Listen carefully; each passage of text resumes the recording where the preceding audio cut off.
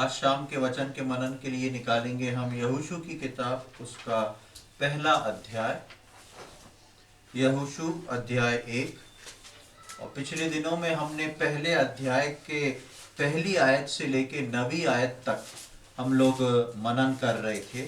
और पहले अध्याय में पहली आयत से 9वीं आयत तक हमने देखा था कि किस प्रकार मूसा की मृत्यु के बाद परमेश्वर जो है वो यहोशू को चुनता है, उससे बात करता है। और जिसको हम देख रहे थे कि जिन बातों को परमेश्वर ने जिस व्यक्ति को चुना है, परमेश्वर उस चुने हुए व्यक्ति से बात करता। हमने शुरुआत में देखा था किस प्रकार यहोशू जो था परमेश्वर का एक प्रिय जन बन पाया, जबकि वो एक परमेश्वर के सेवक का सेवक था। लेकिन किस प्रकार पूरे इज़राइल में परमेश्वर ने उसको अपनी इच्छा के अनुसार एक व्यक्ति मान के चुना, जिसमें परमेश्वर का आत्मा बसता था। परमेश्वर ऐसी बात उसके विषय में बोलता है। उसके बाद हम देख रहे थे यहोशू को परमेश्वर ने नाम लेके बुलाया। उसके बाद हम देखा था कि परमेश्वर ने यहोशू से प्रॉमिस किया था। कई प्रॉमिस परमेश्वर ने यहोशू को चुनते ही साथ दे दिए थे, जो हम पहले अध्याय के 3री आयत से लेकर 8वीं 9वीं आयत तक हमने देखा था कि किस प्रकार परमेश्वर यहोशू को चुनने के बाद सबसे पहले प्रॉमिस करता है। और उसके बारे में हमने सीखा था कि ये ऐसा था कि कहीं ना कहीं यहोशू का मन जो था कच्चा था, कहीं ना कहीं यहोशू जो था थोड़ा घबराया हुआ था। और परमेश्वर उसको उससे हियाव बंधाता है, उससे बातचीत करता है। और उसके 5वीं और 6वीं आयत में और 7वीं 8वीं में हम देखते हैं कि आशीष और नियमों को देखा था। जो आशीष परमेश्वर ने प्रॉमिस के साथ यहोशू को दी थी, परमेश्वर ने उसके साथ कुछ नियम भी बताए थे और बताया था कि ये आशीष तुम पर बनी कैसे रहेगी। तो इन सब बातों को हम सब देख रहे थे। आज हम जो हैं उसकी 10वीं आयत से आगे की ओर पढ़ेंगे। सबसे पहले हम उसकी 10वीं और 11वीं आयत पढ़ेंगे। यहोशू अध्याय 1, 10 और 11। तब यहोशू ने प्रजा के सरदारों को यह आज्ञा दी, छावनी में इधर उधर जाकर प्रजा के लोगों को यह आज्ञा दो कि अपने अपने लिए भोजन तैयार कर रखो, क्योंकि 3 दिन के भीतर तुमको इस यरदन के पार उतर कर उस देश को अपने अधिकार में लेने के लिए जाना है, जिसे तुम्हारा परमेश्वर यहोवा तुम्हारे अधिकार में देने वाला है।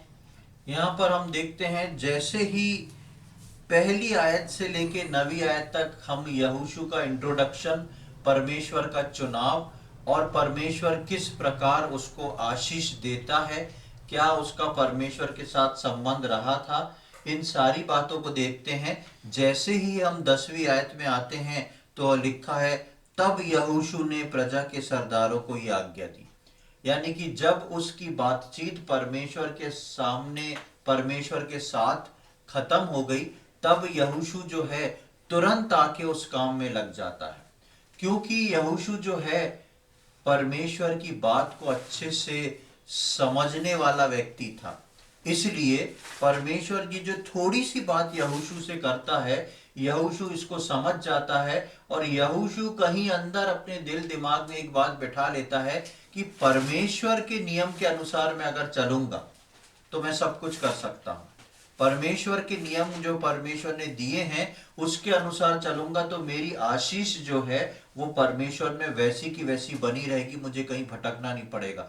और ये यहोशू का कॉन्फिडेंस था अपने परमेश्वर के प्रति, जो तुरंत वो 10वीं आयत में उस काम को शुरू कर देता है। आप देखेंगे मूसा जो था वो शुरुआत से सीखता है। मूसा जो है शुरुआत से सीखता है।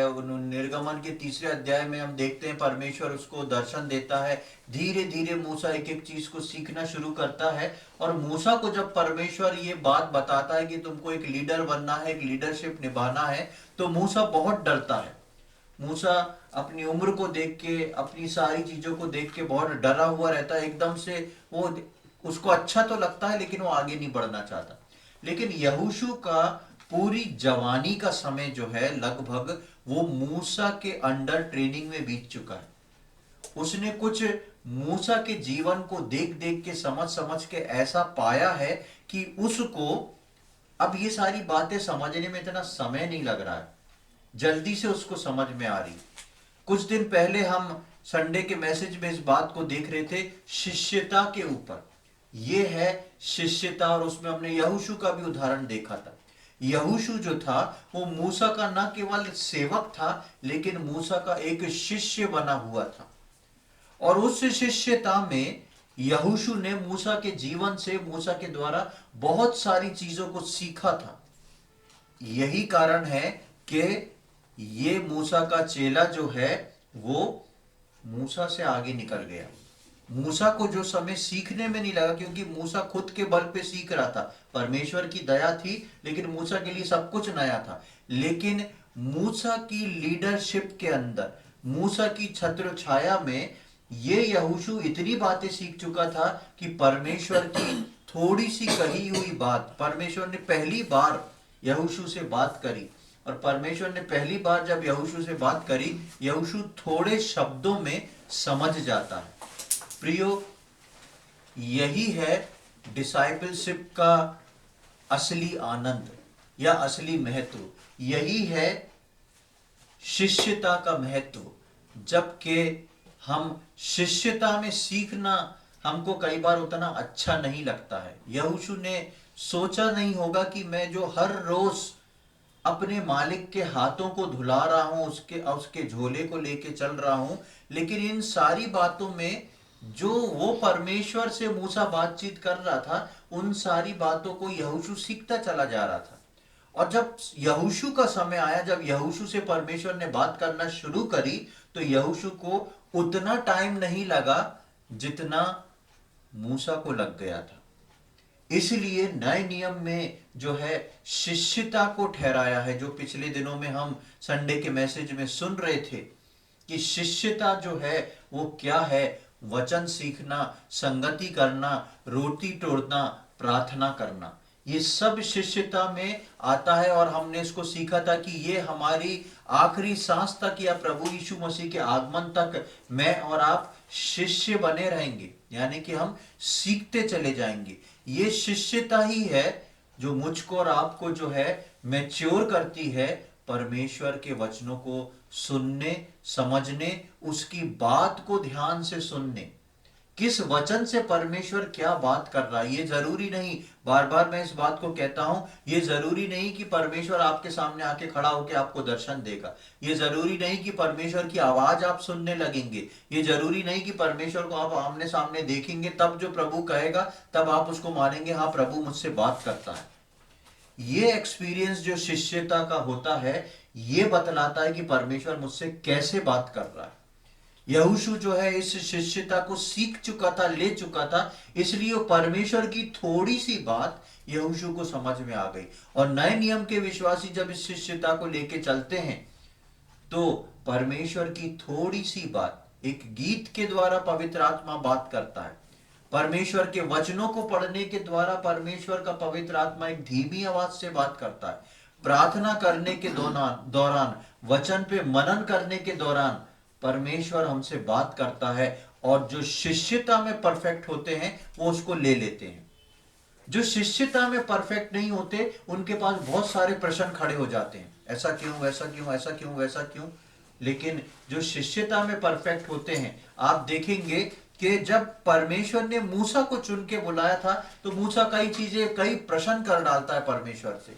मैं वहां जाऊंगा, वो लोग बोलेंगे कौन है तेरा परमेश्वर, क्या है उसका नाम, कि हम कैसे मान लें कि तुझे परमेश्वर ने भेजा है। बातें उसकी सही थी, लेकिन उसके पास बहुत सवाल थे। लेकिन यहोशू नहीं बोल रहा है। यहोशू भी बोल सकता था कि परमेश्वर, वो इतने बड़े इजरायली लोग जो हैं, ये कैसे बोलेंगे कि तेरे को परमेश्वर ने मूसा के बाद तुझे ही चुना है, तू कहां से आया, तू तो उसका नौकर था, परमेश्वर ने हम में से किसी को नहीं चुना, सिर्फ तेरे को ही चुना है क्या। उसने विरोध भी देखा है, कैसे मूसा के बुढ़ापे तक उसका इतना विरोध होता रहा। उसका भी डर हो सकता है उसके अंदर था, लेकिन यहोशू कोई सवाल परमेश्वर से नहीं कर रहा। सबसे बड़ा उदाहरण हम यहोशू का बाइबल में देखते हैं कि जब परमेश्वर ने किसी को बुलाया, इसने कोई सवाल नहीं किया और सीधा परमेश्वर की बात सुन के काम को शुरू कर दिया। तो मेरे और आपके जीवन में परमेश्वर ने बहुत सारे कामों को रखा है, और कई बार जब तक हम परमेश्वर की बातों को समझना नहीं सीखते, उसके वचनों को समझ नहीं पाते हैं, तो हम उस काम को भी नहीं शुरू कर पाते हैं जो काम परमेश्वर ने हमारे करने को रखा है। और हम 10वीं आयत में देखते हैं कि तब यहोशू ने प्रजा के सरदारों को यह आज्ञा दी, उसने तुरंत काम शुरू कर दिया। यहां परमेश्वर ने कहा और वहां काम शुरू। क्यों? क्योंकि यहोशू परमेश्वर को समझता था, उसके वचनों को समझता था। मेरे और आपके जीवन में जब मैं और आप परमेश्वर को समझेंगे, उसके वचनों को समझेंगे, तो परमेश्वर के ठहराए हुए काम को हम तुरंत शुरू करेंगे। और वहां पर वो लोगों को आज्ञा सीधे देना शुरू कर देता है। वो इस बात को नहीं सोचता है कि लोग क्या बोलेंगे कि तुम हमको कैसे आज्ञा दे रहे हो। लिखा है कि वो वहां के सरदारों को आज्ञा देता है, और सरदार लोग जो हैं वो जाके छावनियों में बताते हैं कि क्या क्या करना है। और 10वीं और 11वीं आयत में हम इस प्रकार देख लेते हैं कि किस प्रकार से वो बातों को जो परमेश्वर ने यहोशू से कही थी, उनको वो बोल देता है कि अब तुमको आगे बढ़ना है, अब तुमको यरदन नदी पार करना है, अब तुमको ठहराव में नहीं रहना है, अब तुमको आगे बढ़ के उन बातों को हासिल कर लेना है जो परमेश्वर ने तुमको रखने को दी थी। ये जनरेशन, आपकी जानकारी के लिए मैं फिर से याद दिला दूं, ये जनरेशन जो यहोशू के साथ खड़ी है, ये जवानों की जनरेशन। जवानों से मतलब बच्चों और एकदम जवान नहीं, ये उन लोगों की जनरेशन है जो कि परमेश्वर ने बोला था कि 20 वर्ष से ऊपर की आयु वाले जितने होंगे वो इस जंगल में ढेर हो जाएंगे। वो उस जंगल में ढेर हो चुके हैं। अब उस 20 वर्ष की कम की आयु के जो लोग थे वो धीरे धीरे बड़े हो चुके हैं, वो 30, 35, 40 साल के हो गए हैं। और वो लोग जो हैं, अब ये पूरी नए लोगों की टीम जो है वो यहोशू के साथ खड़ी है। और यहां पर जब हम आगे की ओर आते हैं तो उसके 12 से लेके 15 तक पढ़ लें। यहोशू पहला अध्याय, उसकी 12वीं आयत से लेके 15वीं आयत। फिर यहोशू ने रूबेनियों, गादियों और मनश्शे के आधे गोत्र के लोगों से कहा, जो बात यहोवा के दास मूसा ने तुमसे कही थी कि तुम्हारा परमेश्वर यहोवा तुम्हें विश्राम देता है और यही देश तुम्हें देगा, उसकी सुधि करो। तुम्हारी स्त्रियां, बाल बच्चे और पशु तो इस देश में रहें जो मूसा ने तुम्हें यरदन के इसी पार दिया। परंतु तुम जो शूरवीर हो, पांति बांधे हुए अपने भाइयों के आगे आगे पार उतर चलो और उनकी सहायता करो। और जब यहोवा उनको ऐसा विश्राम देगा जैसा वह तुम्हें दे चुका है, और वे भी तुम्हारे परमेश्वर यहोवा के दिए हुए देश के अधिकारी हो जाएंगे, तब तुम अपने अधिकार के देश में, जो यहोवा के दास मूसा ने यरदन के इस पार सूर्योदय की ओर तुम्हें दिया है, लौटकर इसके अधिकारी होगे। यहां पर जैसे ही काम शुरू होता है, वैसे ही काम शुरू होने के साथ यहोशू ने आज्ञा दे दी। तो वहां पर हम 3 गोत्र या 2.5 गोत्रों के नाम सुनते हैं। 12वीं आयत में लिखा है रूबेनियों, गादियों और मनश्शे के आधे गोत्र के लोग। 2.5 गोत्र हम समझ लें कि यहाँ 2.5 गोत्रों का नाम हम सुनते हैं। और इनको यहोशू के द्वारा ये आज्ञा मिलती है कि हम यरदन पार करने को जा रहे हैं, यरदन पार करने को जा रहे हैं। और यरदन पार जब हम करेंगे तो यरदन के पार वो कनान देश है जो हमको परमेश्वर ने दिया है।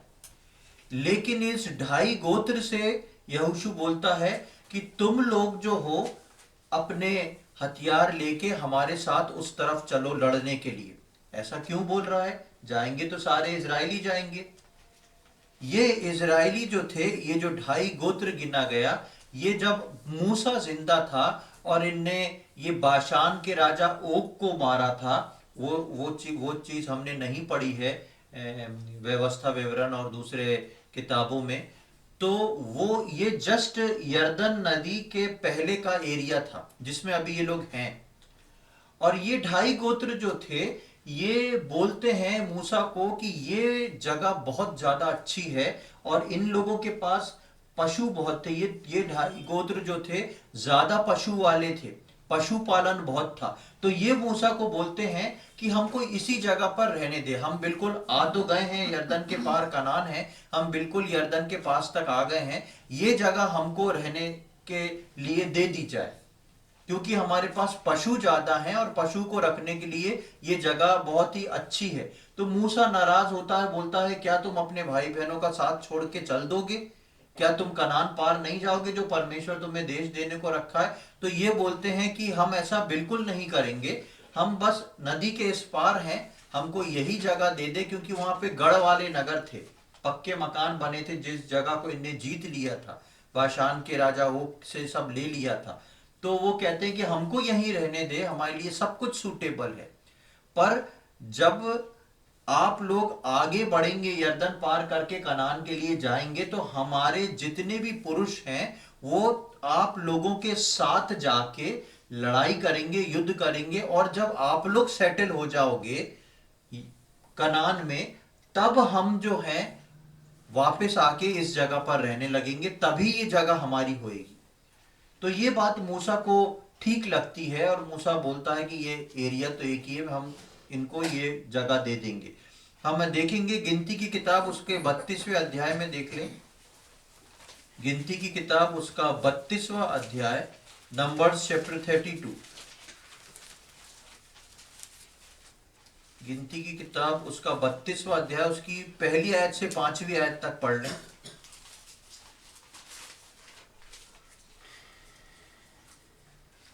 रूबेनियों और गादियों के पास बहुत से जानवर थे। जब उन्होंने याजेर और गिलाद देशों को देखकर विचार किया कि वह पशुओं के योग्य देश है, तब मूसा और एलियाजर याजक और मंडली के प्रधानों के पास जाकर कहने लगे, अतारोत, दीबोन, याजेर, निम्रा, हेशबोन, एलाले, सबाम, नबो और बोन नगरों का देश, जिस पर यहोवा ने इस्राएल की मंडली को विजय दिलवाई है, वह पशुओं के योग्य है और तेरे दासों के पास पशु हैं।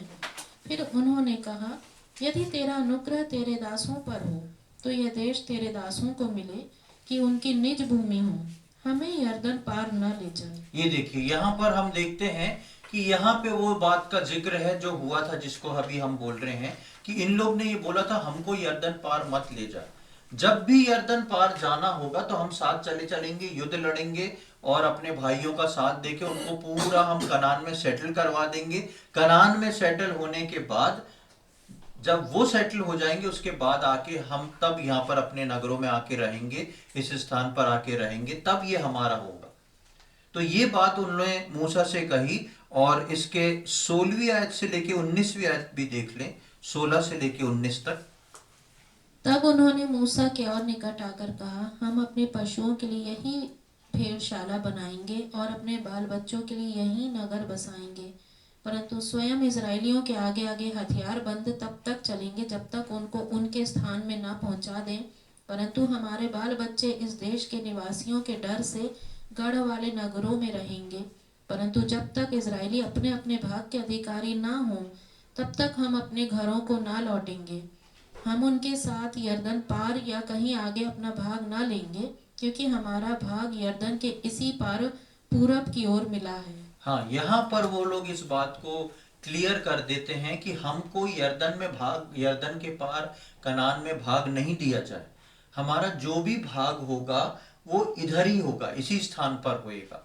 हम ऐसा नहीं कर रहे कि ये भी जगह ले रहे हैं और कनान में भी अपना हिस्सा मांग रहे हैं। और वो बोलते हैं कि जब तक इजरायली वहां पर पूरी तरह ना लग जाए, स्वयं इजरायलियों के आगे आगे हथियार बंद तब तक चलेंगे जब तक कि उनको उनके स्थान में ना पहुंचा दें, परंतु हमारे बाल बच्चे इस देश के निवासियों के डर से गढ़वाले नगरों में रहेंगे। वो कहते हैं कि हम तो चलेंगे और जब तक इजरायली लोग जो हैं वहां पर सेटल ना हो जाएं, तब तक हम लोग जो है इस स्थान पर रहेंगे। उसके बाद जो है वो स्थान जब आप लोग को मिल जाएगा तब हम लौट के आएंगे और तब हम मिलेंगे। इसी बात को याद करते हुए अब देखिए ये बात यहोशू उनको याद दिला रहा है। वापस हम यहोशू के पहले अध्याय में आएंगे। यहाँ पर यहोशू यही बात उन लोग को याद दिला रहा है कि तुम अपने कहे अनुसार अब समय है कि हमारे साथ चलो, अपने पत्नी बच्चों को वहीं रहने दो, तुम अपनी पूरी सेना को, तुम जितने पुरुष हो लड़ने वाले, तुम सब के सब जो हो हमारे साथ चलो, क्योंकि अब हमारे यरदन पार करने का समय आ गया है। यहोशू के द्वारा परमेश्वर ने यरदन को पार कराया, और किस रीति से काम करना था, क्या बोलना था, ये यहोशू जानता था। हमने देखा कि पहले अध्याय की शुरुआती आयतों में 8वीं 9वीं आयत तक परमेश्वर उसको आशीष देता है, समझाता है, बताता है। उसके बाद 10वीं आयत से हम यहोशू के रिएक्शन को देखते हैं, यहोशू के एक्शन को देखते हैं, किस प्रकार वो अपना काम करना शुरू करता है। सारी बातें घूम के आप देखेंगे तो यहोशू के पास आती हैं। यहोशू मूसा का ऐसा ही नौकर नहीं था जो बस सिर्फ काम करने से मतलब रखता हो। यहोशू मूसा का ऐसा सेवक था जो बहुत सारे ज्ञान को मूसा से और बहुत सारे ज्ञान को मूसा के परमेश्वर से ले चुका था। यहां पर एक स्ट्रेटजी के अनुसार यहोशू जो है वो काम करता है। उसको मालूम है कि काम कैसे करना है, जो काम परमेश्वर ने मुझको दिया है। और ये क्यों जानता था? क्योंकि वो व्यवस्था की वो पुस्तक को अपने जीवन से अलग नहीं करता था। परमेश्वर की दी हुई व्यवस्था को वो लेके चलने वाला एक व्यक्ति था। इसी कारण से परमेश्वर जो मूसा को सिखाता था, लिखा था, पिछली बार हमने पढ़ा था कि मूसा तो तंबू से निकल जाता था, लेकिन यहोशू तंबू में ही रहता था। उस मिलाप वाले तंबू के कोने में पड़ा रहता था यहोशू।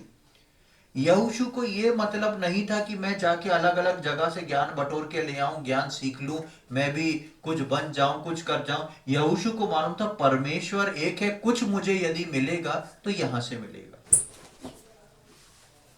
और उसके बाद हम इस चीज को देखते हैं कि यहोशू जो है वो जिसको उसने, जो बात उसने कही थी उसी बात पर वो लगा रहा। यहोशू उससे डिस्टर्ब नहीं हो गया।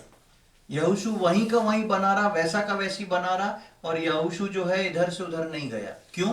क्योंकि यहोशू जो था इस बात को समझ गया था कि मुझको मेरा परमेश्वर मिल चुका है। मुझको जो है जो कुछ लेना है इससे लेना है। प्रियो, मेरे और आपके जीवन में परमेश्वर ने मुझको और आपको क्या दिया है? उसका ये पवित्र वचन दिया, इससे बढ़कर कुछ नहीं। आपका रात दिन इस पे मनन करना जो है आपको यहोशू से भी ऊंचा बना सकता है। मनन करते करते यहोशू मूसा से ऊंचा निकल गया, आप मनन करते करते यहोशू से ऊंचा निकल सकते हैं। जो परमेश्वर के ज्ञान को समझ सकता है, परमेश्वर की बातों को समझ सकता है और किस प्रकार काम करना है, उस प्रकार की चीजों को वो देखता और समझता रहता है। मैं और आप भी इसलिए रखे गए हैं और मैं और आप भी यही कार्य को कर सकते हैं। तो हमने देखा कि 12वीं आयत से लेके 15वीं आयत तक जो काम यहोशू ने किया था, वो सारा काम यहोशू ने उस बुद्धि और दिमाग से किया था जो बात परमेश्वर ने उसको दी है, उस बुद्धि और दिमाग से किया था। मेरे और आपके जीवन में परमेश्वर ने हमको कार्य करने के लिए तो बहुत सारी चीजें दी हैं, लेकिन कई बार हम अपनी समझ से उन कार्यों को शुरू करते हैं, उसमें विफल हो जाते हैं। कई बार हमको समझ में नहीं आता परमेश्वर ने ये काम मुझको कैसे दे दिया, मेरे को कैसे करना। यहोशू भी ये बात सोच सकता था, लेकिन यहोशू ने ऐसा नहीं किया। क्यों? क्योंकि परमेश्वर ने उसके दिल और दिमाग को मजबूत कर दिया था। परमेश्वर ने उसको तैयार कर दिया था कि कैसे काम करना है। और हम कोई कन्वर्सेशन यहोशू और परमेश्वर के बीच में नहीं देखते हैं। यहोशू डायरेक्ट काम करता है। क्यों करता है, कैसे करता है? क्योंकि वो परमेश्वर में बना हुआ है। वो उसने उन प्रतिज्ञाओं को जो परमेश्वर ने उसके लिए की थी उसको कस के पकड़ लिया था कि मेरे को जो परमेश्वर ने देना है ना उतना काफी है। कई बार हमको वचन पे वचन चाहिए रहता है, मेरे को ये मिल जाए, मैं इस रीति से काम करने जा रहा हूँ, परमेश्वर मुझे ये वचन दे दे। मैं इस रीति से करने जा रहा हूँ, परमेश्वर ये मुझको ये वचन दे दे। नए साल पे हम लोग सोचते हैं, एक एक्साइटमेंट रहता है हमको क्या वचन मिलने वाला है। उसका 1-2 महीने बाद हम वो वचन ही भूल जाते हैं जो हमको मिला था। तो वचन जो है हमको लगता है ये मिल जाए, वो मिल जाए, सब मिल जाए, लेकिन यहाँ पे यहोशू को देखें आप, 3-4 आयतें मिली हैं बस। व्यवस्था की पुस्तक अलग मत करना, मेरे दास मूसा ने जो जो सिखाया उसके अनुसार चलना, मैं तुझको ऊंचा करूंगा, मैं तुझको बढ़ाऊंगा। सब बातों को यहोशू जो है वो यहोशू को परमेश्वर बोल चुका है। लेकिन यहोशू ने बस वो 4-5 आयतों को ऐसे पकड़ लिया है कि यहोशू काम करने योग्य बन गया है। मेरे और आपके जीवन में जब यदि हम हर रोज वचन पढ़ रहे हैं, हर रोज प्रार्थना कर रहे हैं, तो मैं और आप परिपक्व हैं उस काम को करने के लिए जो काम परमेश्वर ने मुझको आपको दिया है। शर्त यह है कि आपने वचन परमेश्वर का कैसे लिया है। उस वचन को लेना, अपने अंदर उतारना और उस वचन के अनुसार अपने आप को तैयार करके काम करना, ये बहुत जरूरी है। तो हमने देखा कि उसी तैयारी के अनुसार, उसी ज्ञान के अनुसार कैसे यहोशू को आया कि अब इन लोगों को बोलने का समय आ गया है कि यरदन पार है, और वो इन सारे लोगों से बोलता है। और उसकी 16वीं आयत से लेकर 18वीं आयत तक और पढ़ लें। तब उन्होंने यहोशू को उत्तर दिया, जो कुछ तूने हमें करने की आज्ञा दी है वह हम करेंगे, और जहाँ कहीं तू हमें भेजे वहाँ हम जाएंगे। जैसे हम सब बातों में मूसा की मानते थे वैसे ही तेरी भी माना करेंगे। इतना हो कि तेरा परमेश्वर यहोवा जैसा मूसा के संग रहता था वैसा ही तेरे संग भी रहे। कोई क्यों ना हो जो तेरे विरुद्ध बलवा करे, और जितनी आज्ञाएं तू दे उनको न माने तो वह मार डाला जाएगा, परंतु तू दृढ़ और हियाव बांधे रहे। यहाँ पर हम देखते हैं यहाँ पर हम देखते हैं कि फिर से एक और बार जो यहोशू के जितने लोग थे, यहोशू के आसपास जो लोग थे, यहोशू इन सब लोगों से बोल देता है। तो वो लोग इस बात को यहोशू को बोलते हैं, वो लोग इस बात को यहोशू को बोलते हैं। और क्या बोलते हैं? तू जैसा बोल रहा है वैसा हम मानेंगे।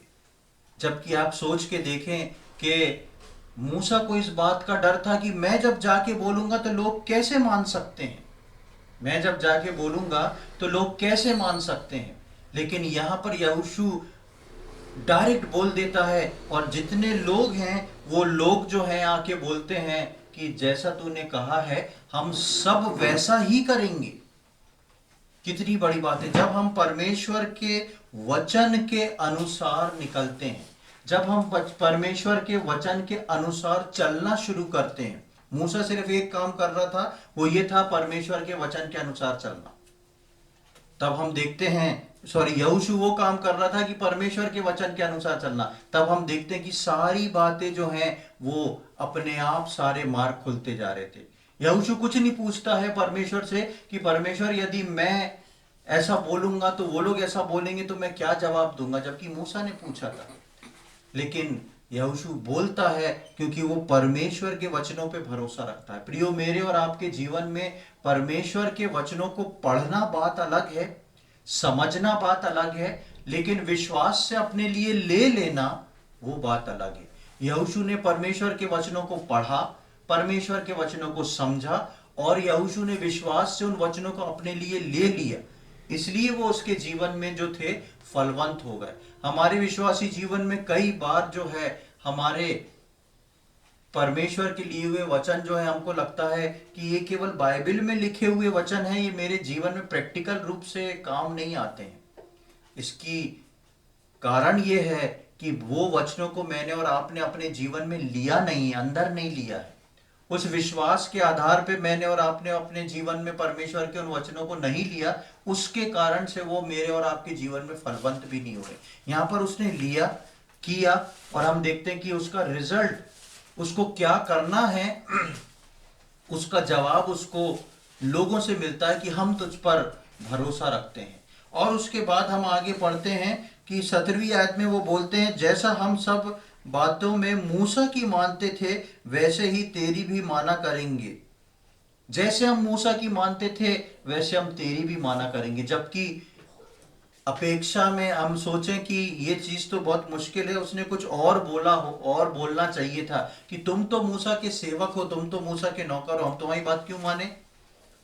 उसके मन में भी ख्याल आ सकता था, लेकिन उसने ऐसा नहीं किया, परमेश्वर पे भरोसा करके चला।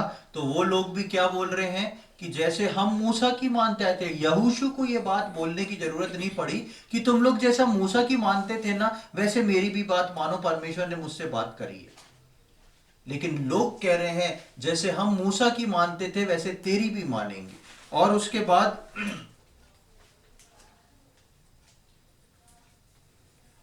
लिखा है कि इतना हो कि तेरा परमेश्वर यहोवा जैसा मूसा के संग रहता था वैसे ही तेरे संग भी रहे।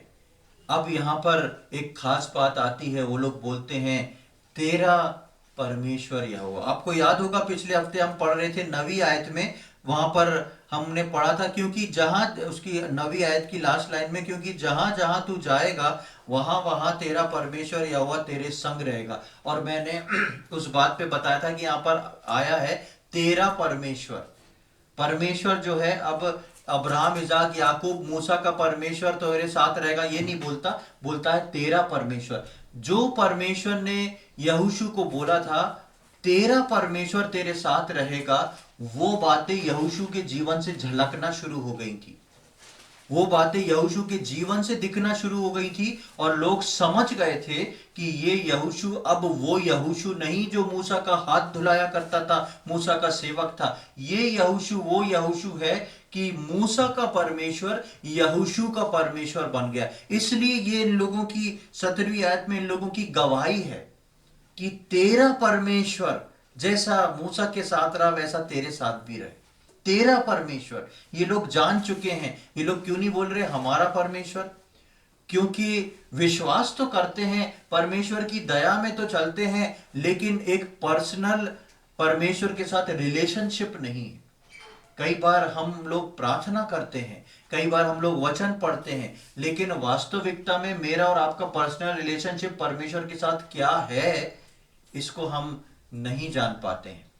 लेकिन यहां पर यहोशू के उस पर्सनल रिलेशनशिप को जान के वो बोल रहे हैं कि तेरा परमेश्वर। उनकी हिम्मत नहीं है इस बात को बोले हमारा परमेश्वर, जबकि वो इजरायलियों का परमेश्वर है। परमेश्वर इस बात को बोल चुका है, लेकिन यहां पर वो कह रहे हैं तेरा परमेश्वर। क्या आज मेरे और आपके जीवन में इस बात की गवाही है?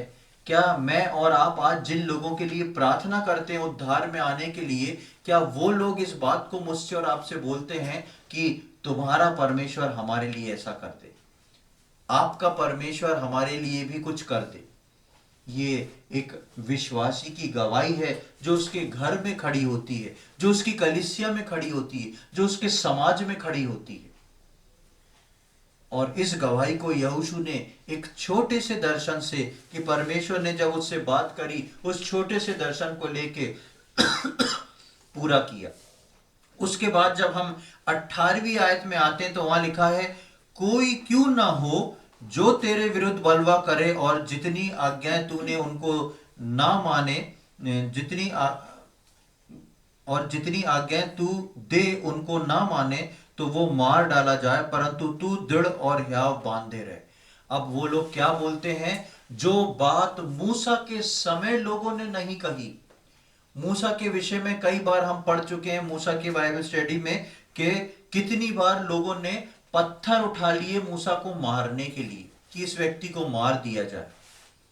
लेकिन यहां पर हम उसका अपोजिट देख रहे हैं। मूसा का सेवक है, उसको तो ऐसे ही वो लोग मार के चूर चूर कर सकते हैं, लेकिन उस व्यक्ति के लिए, उस सेवक के लिए, यहोशू के लिए बोलते हैं कि जो कोई भी तेरे विरुद्ध खड़ा होएगा ना, वो मार दिया जाएगा।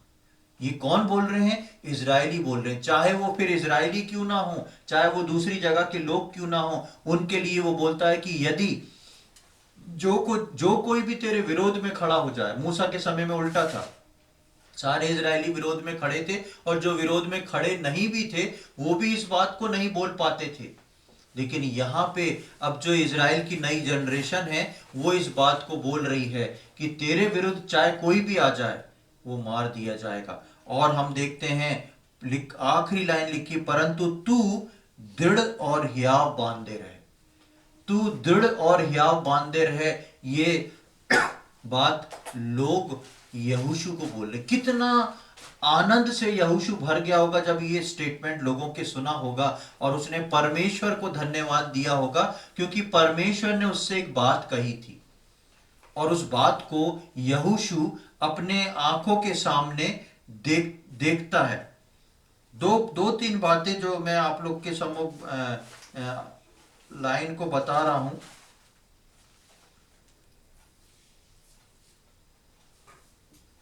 5वीं आयत, पहले अध्याय की 5वीं आयत की पहली लाइन में लिखा है, तेरे जीवन भर कोई तेरे सामने ठहर ना सकेगा। ये परमेश्वर ने यहोशू को प्रॉमिस किया था। उसके बाद 8वीं आयत की आखिरी लाइन, क्योंकि ऐसा ही करने से तेरे सब काम सफल होंगे और तू प्रभावशाली होगा। तेरे सब काम सफल होंगे, तू प्रभावशाली होगा और तेरे सामने कोई टिक नहीं पाएगा। ये प्रोमिसेस जो हैं, ये परमेश्वर ने किससे किए थे? यहोशू से किए थे, और इस प्रोमिसेस के साथ नियम रखे थे। और बेशक यहोशू ने इन प्रोमिसेस के साथ उन नियमों को माना है, इसलिए जो परमेश्वर ने कहा था वो हम 17वीं और 18वीं आयत में देखते हैं कि लोग उसको आके बोलते हैं, तेरे सामने तेरे विरुद्ध में कोई आके खड़ा नहीं हो पाएगा, अगर वो हो भी गया तो मार दिया जाएगा। और वो बोलते हैं तू दृढ़ हो और हियाव बांधे रहे। इतना सपोर्ट उसको इजराइलियों का मिलता है जितना सपोर्ट मूसा को कभी नहीं मिला। ये सब क्यों हो रहा है? यहोशू के कारण हो रहा है। यहोशू जो है उस बात को ले रहा है जो परमेश्वर ने उसको दी है, और उसको अपने मन में लेके, वचन को मनन करते हुए मन में लेके इस हिसाब से चल रहा है कि परमेश्वर की इच्छा पूरी हो सके। प्रियो, यहोशू जो है मेरे और आपके समान एक साधारण व्यक्ति है। यहोशू कोई स्वर्ग से उतर के नहीं आ गया है। मूसा का एक साधारण सेवक है, उसके हाथ धुलाने वाला, उसका सामान लेके उसके पीछे चलने वाला, उसकी सेवा टहल करने वाला, उसके उसके गाउन को बांधने वाला, बेल्ट को कसने वाला व्यक्ति। लेकिन आज वो मूसा से एक कदम आगे है सेवकाई में, लोगों की अगुवाई में, लीडरशिप में। कैसे हो गया? क्योंकि उसने परमेश्वर को पकड़ा।